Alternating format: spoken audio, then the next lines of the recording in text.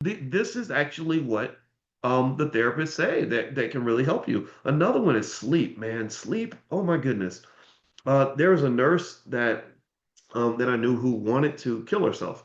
And she said that when I was in the hospital and they were about to give me medication and everything, I found out from research that the reason I was so depressed was because I wasn't getting any sleep.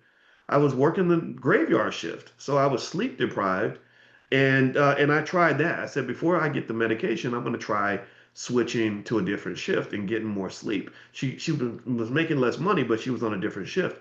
She said, now I'm much better. I feel much better. And isn't that interesting that they were ready to just give her some meds? Like they were like, yeah, here's some Prozac, take that. That'll, so I'm not here to tell anybody like not to do it. I'm just here to say that when you talk about the prescription of meds, the evidence overwhelmingly states that the financial incentives shape what medical professionals tend to do. I'm not saying that doctors are the devil. I'm not saying that at all. Thank God, if you are a doctor, thank you so much for your service. I appreciate you. My sister's a medical doctor. Much respect to doctors. But there are also people out there that give holistic, preventative health support, right? And I appreciate you as well because you're filling a natural void that exists in the healthcare industry, which has been corrupted by capitalism.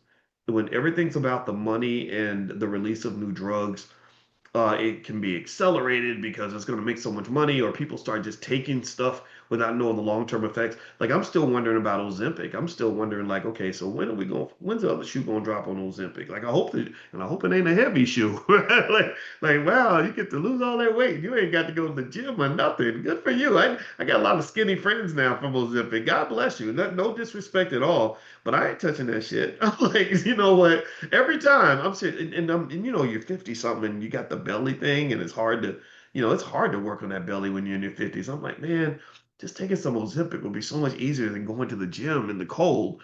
But I'm like, I kind of need to think about that a little bit. But no disrespect though. You keep going. Just whatever. But I just noticed that there's not a lot of discussion about any potential short or long-term side effects. And I'm wondering how that's going to work out because some things show up, 20 or 30 years later. They don't show up right away, right?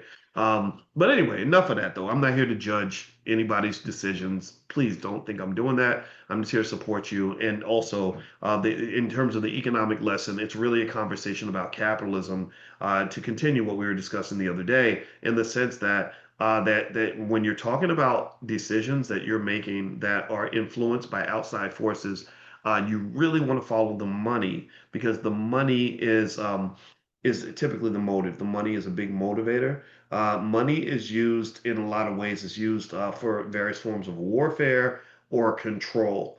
Those who have lots of money know how to use their money to create what they call economic incentives. Like, okay, well, I'm not going to tell you what to do, but I am going to tell you that if you go this way, there's a pot of gold, but if you go over there, there is no pot of gold. So the person who's deciding what's going to happen is the person who controls the gold. He who has the gold makes the rules.